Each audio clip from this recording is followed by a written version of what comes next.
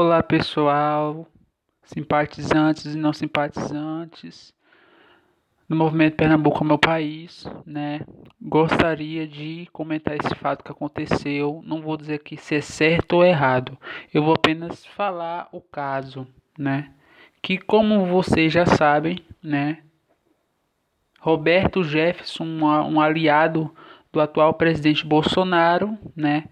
Ele recebeu voz de prisão a mando de Alexandre de Moraes, que faz parte do STF, né? Alexandre de Moraes, que é integrante do STF, um jurista, né? E outro caso também muito grave é que Bolsonaro, né, acaba de que vai pedir, né, ao Senado a abertura de processo contra o ministro Barroso e Alexandre de Moraes. Então, assim, é uma questão preocupante porque nós temos poderes no Brasil, o legislativo, né? E a gente está vendo uma guerra de poderes, né? O STF é um braço do poder, o presidencial é um braço também do poder e tem o Senado, né? Que é eleito, né? Pelo povo. Então, assim, é bem complicada a situação que o atual país, Brasil, se encontra. E por que eu estou falando isso aqui, né? Eu poderia não estar falando isso, mas eu estou falando isso porque isso impacta a vida dos pernambucanos. Afinal de contas, Pernambuco ainda faz parte do atual país chamado Brasil, né? E isso tem uma repercussão muito grande, porque Pernambuco faz parte ainda do Brasil e o impacto disso de um presidente, né? Um presidente tomar essa medida tão grave, né? Isso é muito preocupante.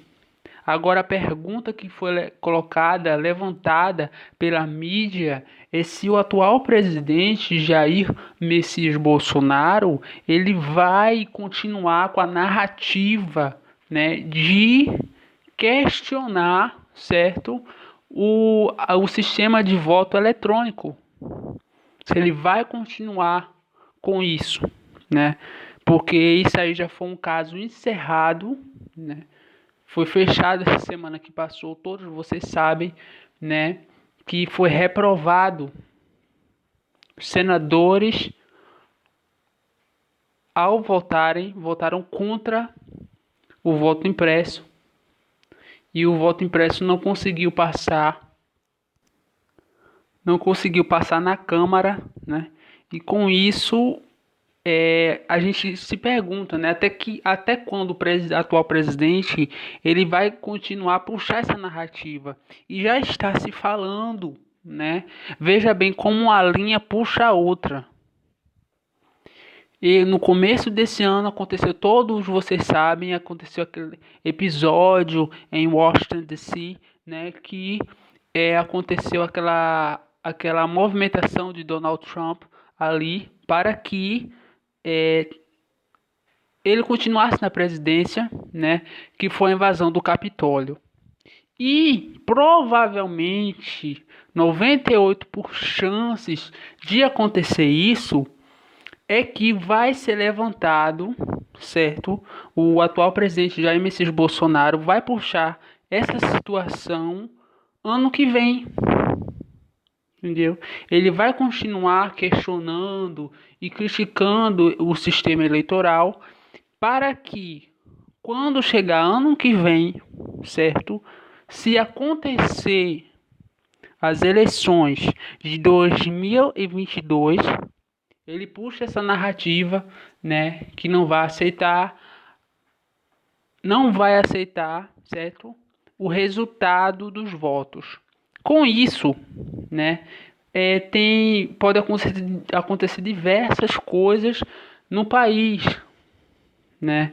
Nós podemos ter um resultado pior do que aconteceu a invasão do Capitólio, né? Nós vamos ter, podemos, em todas as capitais, né? As principais capitais, Recife, Aracaju, Salvador, João Pessoa, né? Natal. Aí eu tô falando agora da parte nordeste e também da região sudeste, sul, em todas as principais capitais e cidades revoltas, né, que podem ser levantadas do presidente por causa disso, dele não aceitar o resultado, né? E antes de acontecer as eleições, pode acontecer o quê? Revoltas, né? Invasões em imóveis que são de patrimônio público e político, né? E com isso nós temos um agravamento. Ponto.